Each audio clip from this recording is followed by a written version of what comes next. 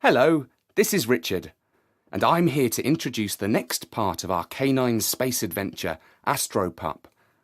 If you heard the last episode, called Astropup for Freedom, you'll know that Astropup and the parrot major have become lost in space, and they have flown into the beak of a giant spaceship shaped like a bird.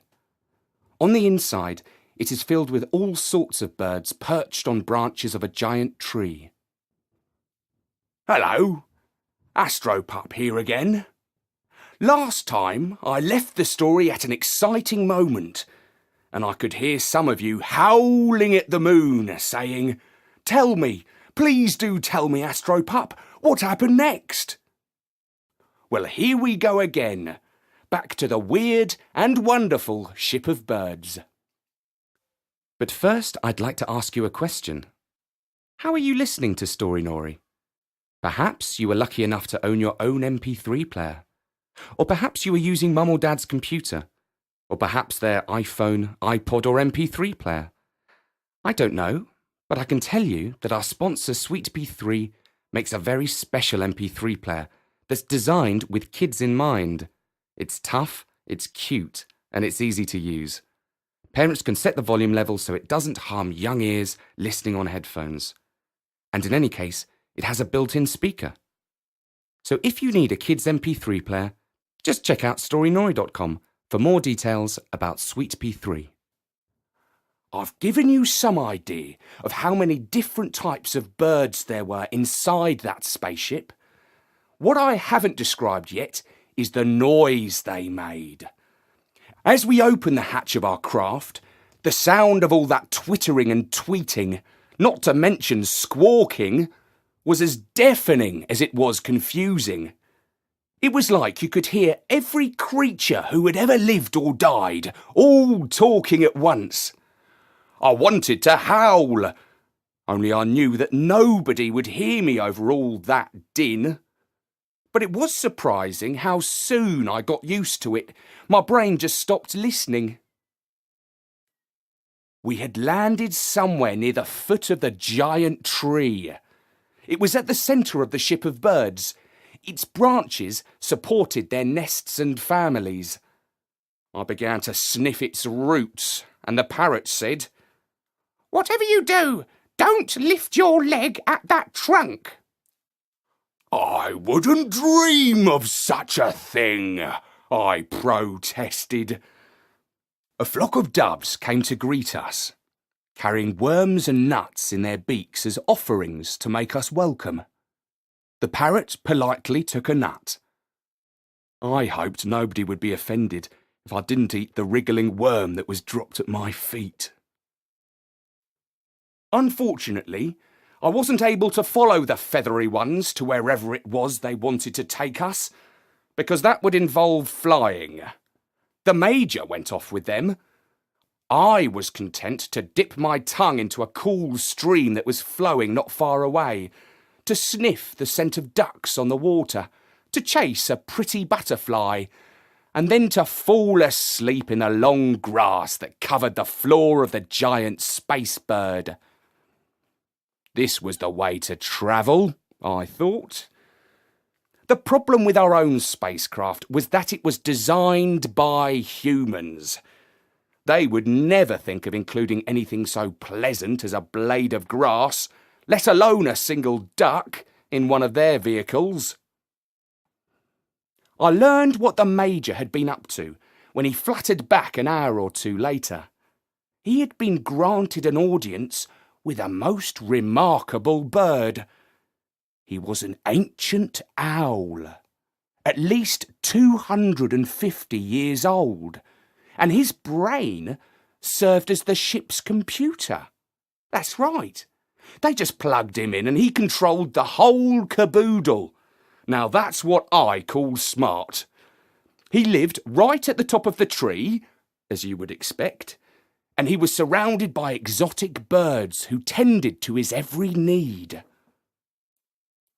"They're the most gorgeous creatures you ever did see," squawked the parrot, and I could see their plumage had impressed him. Fortunately, he had picked up a bit of interesting info too. The birds came from a planet that had been invaded by the cat people. At the time of this calamity, the owl had been leading a project to build the giant bird ship. As the computer was not yet complete, he simply plugged his brain into the control panel and took off with as many of his feathered friends, friends of feathered friends, and friends of feathered friends, as he could gather. There were about 1,000 of them to begin with, but since then they had multiplied many times over.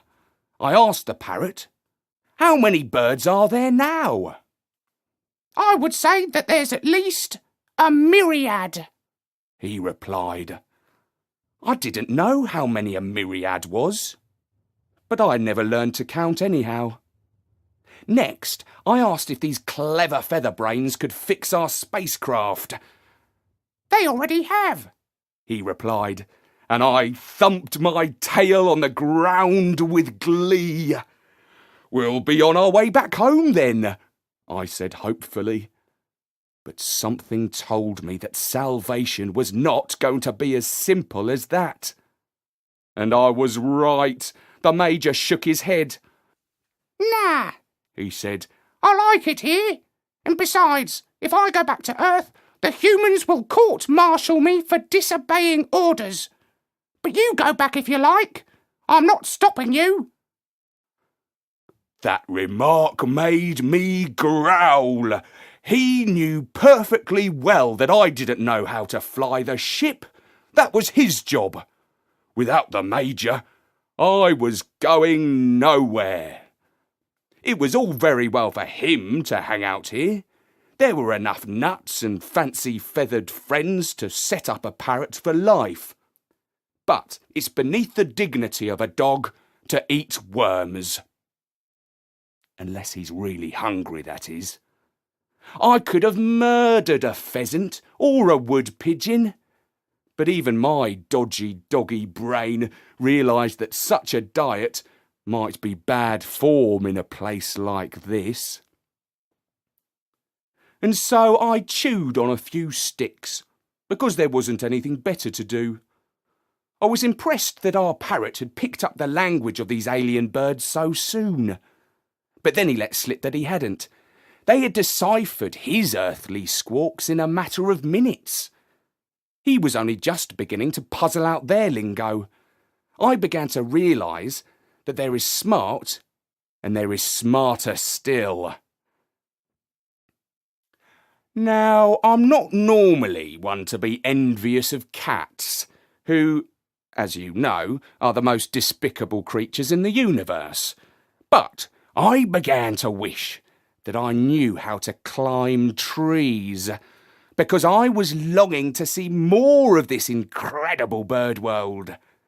I don't know if those birds were so clever that they could read my thoughts, but they soon sent a giant swan, who offered to pick me up on his back and take me for a sightseeing flight around the ship.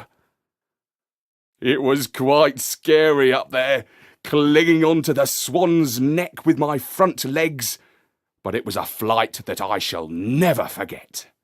We swooped in and out of the branches of that giant tree and saw every coloured feather, from grey sparrows to electric blue kingfishers and many others besides.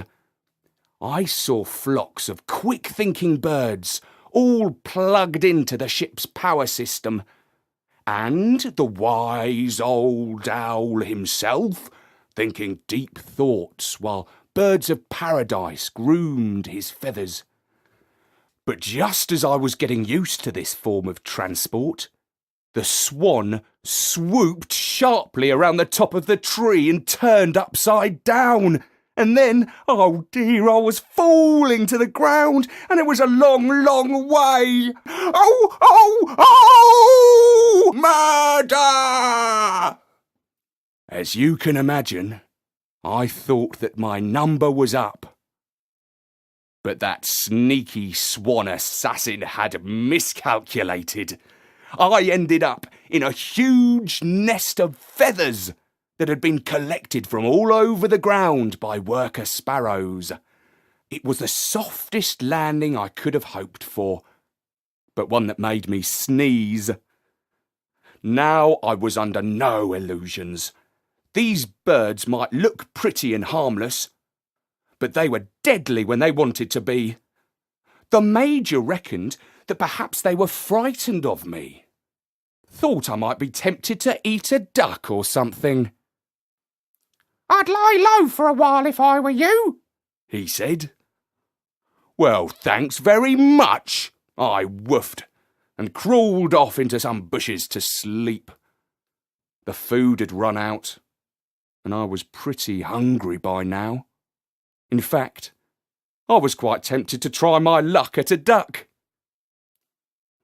Meanwhile, the Major had applied to the senior birds for a job as a space engineer, but they wouldn't have him. Apparently, they weren't too impressed with his efforts with the soldering iron on board our own ship. They said a dog could have fixed wires together better. Now, I'm the first to admit that that's not strictly true, but the drift was that if the Major is a brainy bird in our world, among this flock of fellows, he was just averagely smart, if not a downright dunderhead. And when I turned this over in my canine brain, I had one of my occasional big thoughts. Everything is relative, you see. OK, now I have travelled around the universe. I admit that there are things that are absolutely true always and everywhere. Like, wherever you go, cats are mad and can't be trusted.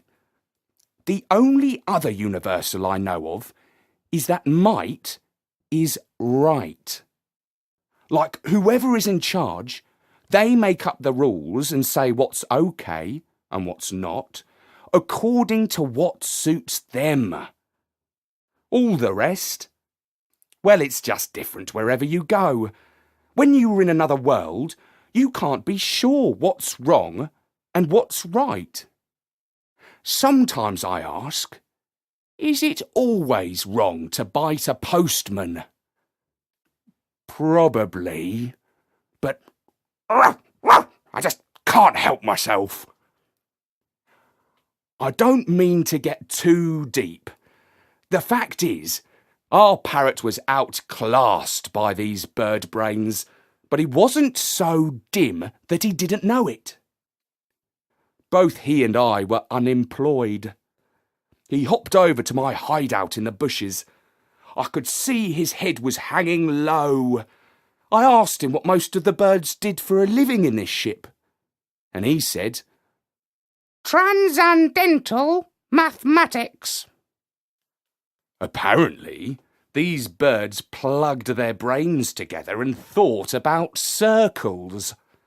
They had calculated the ratio of a circumference to a diameter to 15 billion decimal points.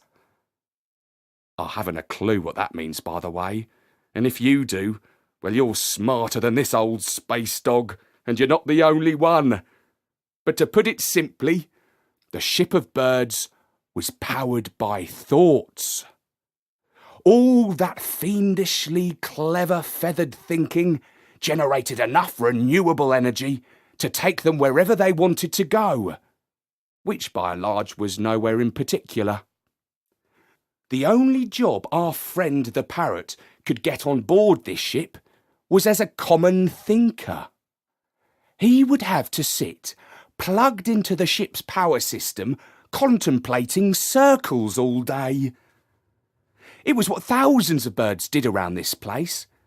And do you know what the Major said when they offered him the job? Well, perhaps you can guess. No, thank you.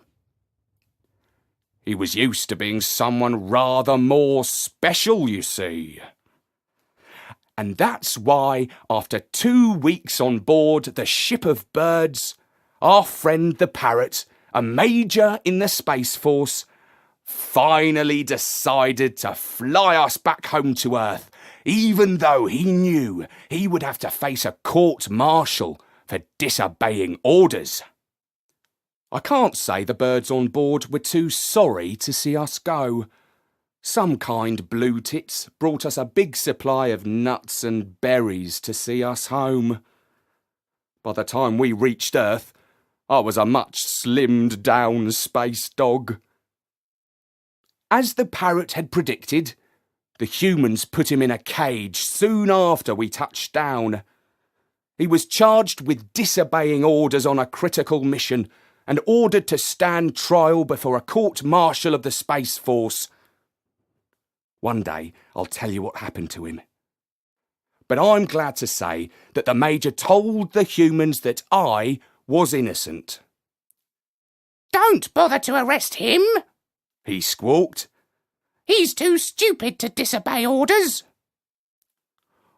Well, not the most flattering remark. But I wasn't complaining, because I was off home to see my Jenny. That was the story of Astropup and the Ship of Birds. I do hope that you've enjoyed Astropup's recent adventures and are glad that he's come back to us after a gap of some years. Bertie says it's one of the biggest comebacks in the history of Story-Nori. Talking of which, we are still looking forward to Natasha's return, but unfortunately can't quite say when that will be. By the way, if you were listening on our iPhone app, look out for the bonus audio that Bertie's going to be publishing there. He'll be bringing you a quick guide to the planets. I'll be back soon with some more stories at storynori.com. For now, from me, Richard Scott. Bye-bye.